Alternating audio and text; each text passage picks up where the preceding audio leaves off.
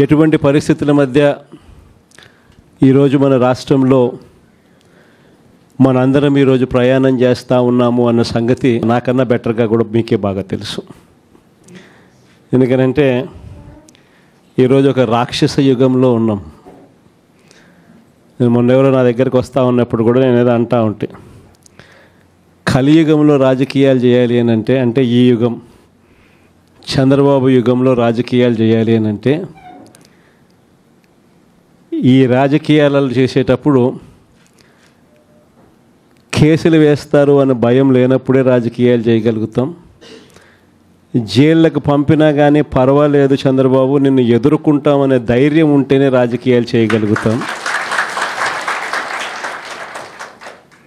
అలా ఉండగలిగిన తెగువ ఎవరికైనా ఉంటేనే రాజకీయాల్లో ఉండగలగాలి, చేయగలగాలి అనేది మాత్రమే ఈ కలియుగంలో మనం నేర్చుకుంటా ఉన్న పాఠం అని చెప్పి చెప్తా ఉంటాం.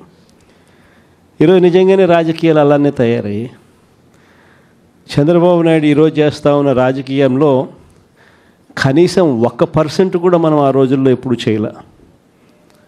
ఆ రోజుల్లో మనం ఏ ఒక్కరికి కూడా ఇబ్బంది జరగకూడదు అనే ఆలోచనలు చేశాం. ఇన్ఫ్యాక్ట్ నాకు బాగా గుర్తుంది, తాడిపత్రి మున్సిపల్ ఎలక్షన్లు జరుగుతూ ఉన్నాయి. మనం రాష్ట్ర వ్యాప్తంగా మున్సిపాలిటీలు అన్నీ మనం స్వీప్ చేసినాం. రాష్ట్ర వ్యాప్తంగా జెడ్పీటీసీలు స్వీప్ చేసినాం, ఎంపీటీసీలు స్వీప్ చేసినాం, సర్పంచ్ స్థానాలు స్వీప్ చేసినాం. మున్సిపల్ ఎలక్షన్లలో కూడా మనం ఓడిపోయింది బహుశా రాష్ట్ర వ్యాప్తంగా ఒక 2 మున్సిపాలిటీలు మనం ఓడిపోయినాం. అందులో తాడిపత్రి ఒకటి. వాళ్ళకు 18, మనకు 16. కేవలం వాళ్ళకు తేడా 2. మన ఎమ్మెల్యే వండుకొని అన్న 2 అయినా తేడా ఎత్తేద్దామన్నాడు. ఆ రోజు నాకు బాగా గుర్తుంది, అలా నేను ఒప్పుకోలా. మన ఎమ్మెల్యే అయినని కూడా నేను హౌస్ అరెస్ట్ చేయించిన. మన ఎమ్మెల్యేని నేను హౌస్ అరెస్ట్ చేసి ఎన్నిక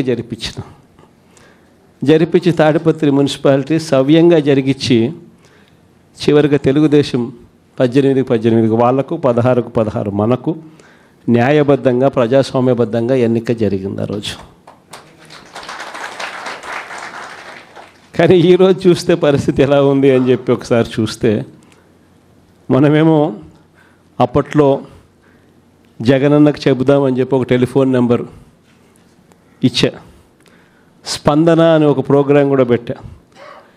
ఎవరికి ఏ ఇబ్బంది వచ్చినా కూడా కులం చూడలా, మతం చూడలా, రాజకీయాలు చూడలా, పార్టీ చూడలా, చివరికి తెలుగుదేశం వానికి కూడా ఏదైనా ఇబ్బంది వచ్చినా కూడా జగనన్నకు చెబుదామని చెప్పి ఫోన్ చేస్తే చాలు, ఎమ్మెల్యేలు అడ్డుకున్నా, ఇంకొకరు అడ్డుకున్నా కూడా జగనన్నకు చెబుదామనే నెంబర్కు ఫోన్ చేస్తే చాలు వెంటనే స్పందన ఉండేది, వెంటనే పరిష్కరించే పరిస్థితి మన హయాంలో మనం చేసాం.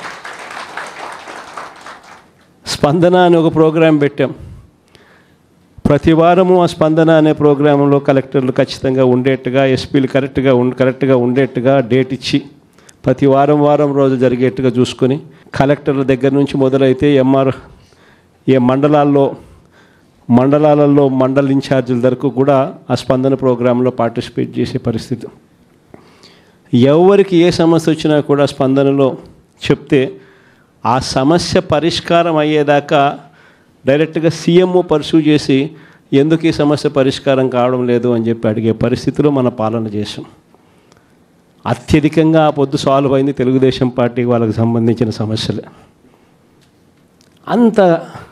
అంతగా మనం కులం చూడకుండా, మతం చూడకుండా, రాజకీయాలు చూడకుండా, మనకు ఓటు వేశారా లేదా అన్నది కూడా చూడకుండా ఆ రోజుల్లో మనం పరిపాలన అందిస్తే, ఈరోజు చూస్తే ఎలాంటి పరిస్థితులు ఉన్నాయి అని అంటే, ప్రజాస్వామ్యాన్ని పట్టపగలే ఖూనీ చేస్తూ ఉన్నా కూడా ఈరోజు ఎవరు మాట్లాడలేని పరిస్థితిలో ఈరోజు పాలన సాగుతూ ఉంది. ఇలాంటి పరిస్థితుల్లో ఈరోజు మనం రాజకీయాలు చేస్తూ ఉన్నాం.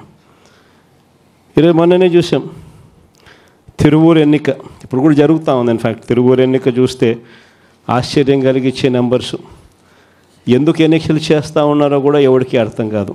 అక్కడ తిరువూరు పరిస్థితి ఏమిటి అని అంటే, 17 వైఎస్ఆర్సీపీ గెలిస్తే 20లో 3 టీడీపీ. మరి తెలుగుదేశం పార్టీ ఎక్కడ గెలుస్తుంది, ఎందుకు గెలుస్తుంది, అసలు పోటీ ఎందుకు పెడతా ఉన్నారు? అయినా దాన్ని కూడా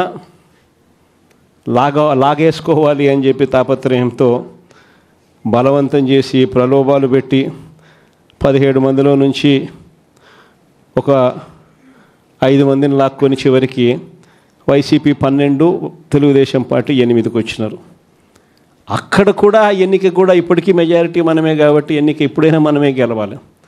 ఆ ఎన్నిక కూడా జరగకోకుండా ఏకంగా పోలీసుల ఆధ్వర్యంలో ఎన్నిక ఆపుతూ ఉన్నారు. మన వాళ్ళందరినీ హౌస్ అరెస్టు, వాళ్ళందరినీ రోడ్ల మీదకి తీసుకొచ్చి నిలబెట్టినారు. ఈరోజు హౌస్ మోషన్, కోర్టులో హౌస్ మోషన్ ఈరోజు మనం మూవ్ చేసి ఈరోజు ఆ ఎన్నికకి సంబంధించి ప్రొటెక్షన్ ఇచ్చి పోలీసు వాళ్ళని తీసుకొని పోయి ఎన్నిక జరిపించమని చెప్పి కోర్టులు చెప్తే ఆ ఎన్నిక జరుగుతుందో జరగదో కూడా ఇంకా తెలియదు.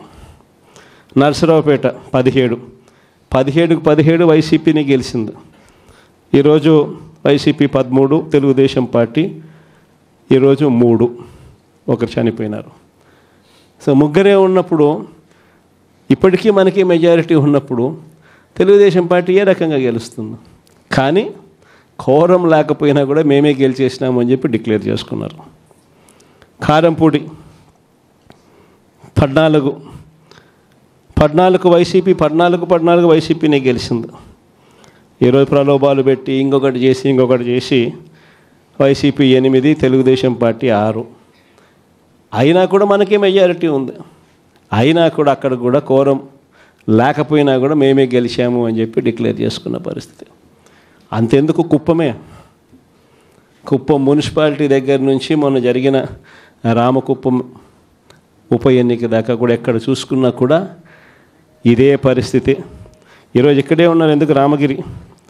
ఇదే రామగిరి నియోజకవర్గంలో, ఇదే రామగిరి మండలం చూస్తే ప్రకాష్ కాన్స్టిట్యున్సీ, ఇక్కడ వైసీపీకి సంబంధించి 10 మందిలో వైసీపీ 9 గెలిచింది.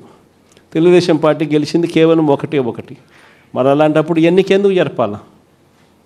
ప్రజాస్వామ్యంలో ఒక పార్టీ టికెట్ మీద, ఒక పార్టీ బీఫామ్ మీద, ఒక పార్టీ గుర్తు మీద గెలిచినప్పుడు ముఖ్యమంత్రిగా ఉన్న మనమే దాన్ని కాపాడలేని పరిస్థితిలో మనమే పరిపాలన చేస్తూ ఉన్నప్పుడు, మనమే ప్రజాస్వామ్యాన్ని దగ్గరుండి పోలీసులను పెట్టి మరీ కూనీ చేయించమని చెప్పి మనమే ప్రోద్బలం చేస్తూ మళ్ళీ రాజకీయాలు చేస్తూ ఉన్నప్పుడు ఎందుకు ఈ రాజకీయాలు చేస్తూ ఉన్నాం? ఈరోజు ఇదే రామగిరిలో ఇప్పటికీ కూడా 6 మంది మనము, 9 మందిలో 3 వాళ్ళు లాక్కున్నారు. అయినా ఇంకా 6 మంది మనమే మెజారిటీ. ఎన్నిక పెడితే మనమే గెలుస్తాం. కానీ ఎన్నిక పోస్ట్పోన్ చేస్తూ ఉన్నారు. చివరికి కోరం లేదని చెప్పి అది కూడా వాళ్ళ ఖాతాల్లో వేసుకుంటారు. ఇది జరుగుతూ ఉంది. పాలకొల్లు కూడా ఇక్కడికి వచ్చినారు కూడా బలవంతం చేస్తే 18 మందిలో వైసీపీ 14, టీడీపీ 4 గెలిచింది. ఒకరిని లాక్కున్నారు ఎంతో కష్టపడితే. మిగతా వాళ్ళందరూ గట్టిగానే ఉన్నారు. అక్కడ కూడా ఇంకా చేయగలిగింది ఏమీ లేక వదిలేసినట్టున్నారు. ప్రజాస్వామ్యం కూనీ అయిపోయిన పరిస్థితుల మధ్య ఈరోజు మనం అంతా కూడా ఈరోజు ఏకమవుతా ఉన్నాం. మామూలుగా ప్రతి ప్రభుత్వానికి కూడా ఒక సంవత్సరం పరిపాలన చేస్తే ప్రభుత్వ వ్యతిరేక ఓటు అనేది అంతో ఇంతో ఉంటుంది. అది మామూలుగా సంవత్సరం పరిపాలన చేసిన పార్టీకి ఈ లెవెల్లో మామూలుగా ఎక్కడైనా ఉంటే, చంద్రబాబు నాయుడు గారి పరిపాలన చేస్తామని తెలుగుదేశం పార్టీకి మాత్రం ఈ సంవత్సర కాలంలోనే ఇక్కడ ఉంది. ప్రభుత్వ వ్యతిరేక ఓటు అనేది ప్రజలు కూడా ఏ స్థాయిలో చంద్రబాబు నాయుడిని ద్వేషించుకుంటా ఉన్న పరిస్థితి ఉంది అని అంటే, ఆ ద్వేషం ఈ స్థాయిలోకి ఇప్పటికే సంవత్సరం కాలంలోనే వచ్చింది. గ్రామాలలో మొట్టమొదట కనపడేది ఏమిటి? ఈ స్థాయి నుంచి పిల్లలు మొదలు పెడతారు. చంద్రబాబు నాయుడిని ప్రశ్నించడం, చంద్రబాబు నాయుడు గారి కార్యకర్తలను ప్రశ్నించడం, చంద్రబాబు గారి నాయకులను ప్రశ్నించడం, ఈ స్థాయి నుంచి చిన్నపిల్లలు సైతం మొదలు పెడతారు. నా 15,000 సంగతి ఏమిటి అని ఈ స్థాయి నుంచి పిల్లలు మొదలు పెడతారు. ఎన్నికలప్పుడు ఏమని చెప్పాడు?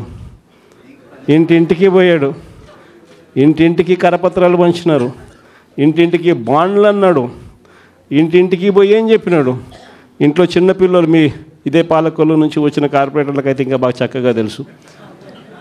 ఆ మంత్రి రామానాయుడు అనే ఆ మంత్రి ఆయన మాట్లాడిన మాటలు వైరల్ అవుతూ ఉంటాయి. ఇప్పుడు ఈ రోజుకి కూడా సోషల్ మీడియాలో ఆయన మాట్లాడిన వీడియో టేపు. ఆయన ఏమన్నాడు, ఇంటింటికి ఆయన పోతాడు, ఆయనతో పాటు కార్యకర్తలు అందరినీ పంపించాడు. అక్కడ పోయినేమంటాడు, చిన్నపిల్లలు కనపడితే నీకు 15,000, నీకు 15,000, నీకు 15,000. అదే ఇంట్లో నుంచి వాళ్ళ అమ్మ బయటకు వచ్చింది, పిల్లల అమ్మ, వాళ్ళ చిన్నమ్మ. వీళ్ళు బయటకు వస్తే వాళ్ళని చూడగానే, వాళ్ళని చూసిన వెంటనే నీకు 18,000, నీకు 18,000, నీకు 18,000 అంటాడు. సంతోషమా అని అంటాడు. మళ్ళా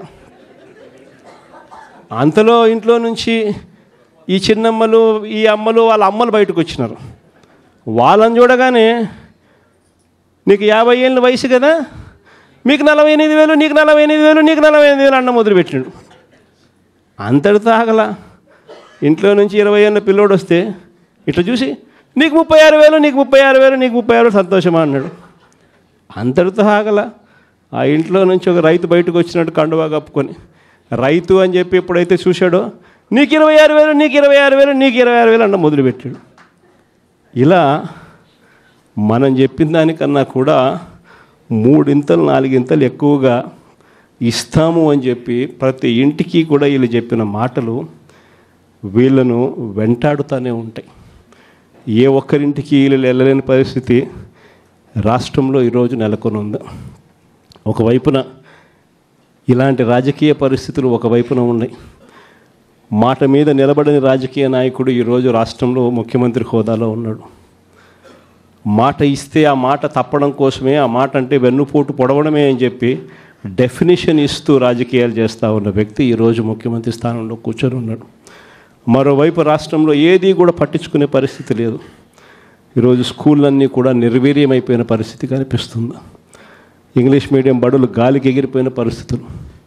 గోరుముద్ద అన్న పథకం ఈరోజు కనీసం తినడానికి ఇబ్బందికర పరిస్థితులు పిల్లలు ఉన్న పరిస్థితులు.